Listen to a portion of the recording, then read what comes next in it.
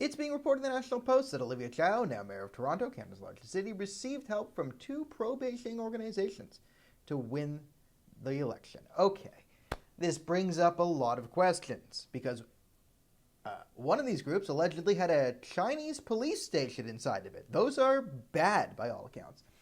Now, the two major questions are, A, did this support help her ultimately win the election, right? If you could hypothetically subtract the foreign interference thing, does Anna Bilau win? She won by, what was it, like 30,000 votes, a decent chunk, but did the mobilization account for, 40,000, 50,000 votes? We will never know. That's a hypothetical you can't answer. But you can say it probably did have some impact. Now, the second question, the big question I'm going to ask is, does this make Olivia Chow a Chinese spy? Is she a Chinese spy, infiltrator, agent? And the answer is most likely no. But why would pro-Beijing organizations support Olivia Chow? You could say some Chinese ancestry and they want to sort of maybe support Chinese-Canadian candidates and hopefully they can exert more influence through Canadian politics and all foreign politics if people with connections to China who are easier to harass and manipulate because they have family back in China, right? If they have more political power in Canada, therefore they would perceive it as they would have more political power in Canada.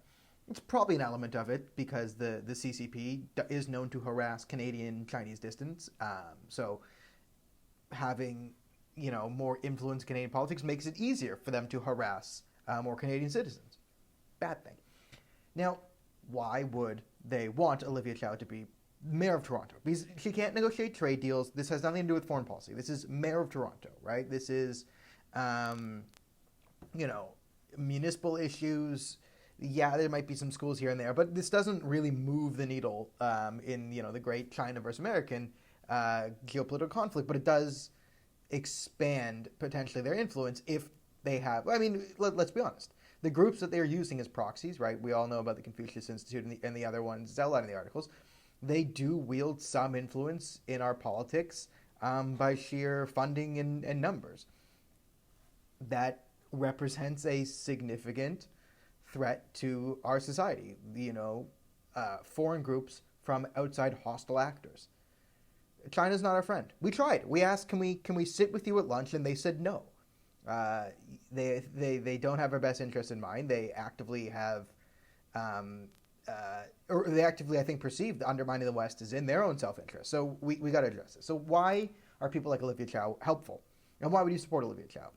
We talked about the thing of maybe it's to use ethnic leverage and that type of thing, but I think it's more the progressive policies of Olivia Chow. The Chinese, the Russians, and the Iranians, other nefarious regimes have been very successful in influencing our politics, domestic perceptions and foreign policy towards them through progressive policies. And it's more, let's say, a progressive outlook on the world.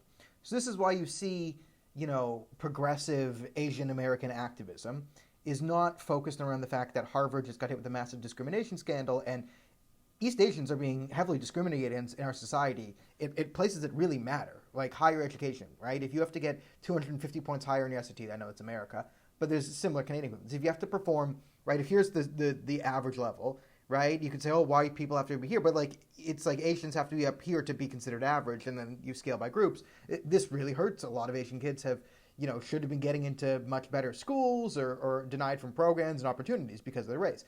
This is not a focus of progressive Stop Asian Hate stuff. The progressive stuff is more, we need more Asian actors in Game of Thrones. We need more Asian representation in this comedy show or here or there, right? Issues are, it's like, yeah, Asians have the right to be in movies and maybe some Asian American actors are discriminated against, but let's be honest, there's not tons of Asian American and Asian Canadian actors compared to, where other fields like engineering. Let's just be honest.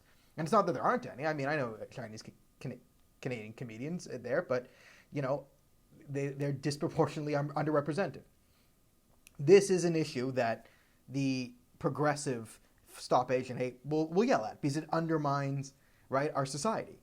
But they won't yell at the actual discrimination Asians face because fixing that problem and giving Asians equal opportunity, right? The more equal opportunity we have in the West, truly equal opportunity, the stronger our society is going to function.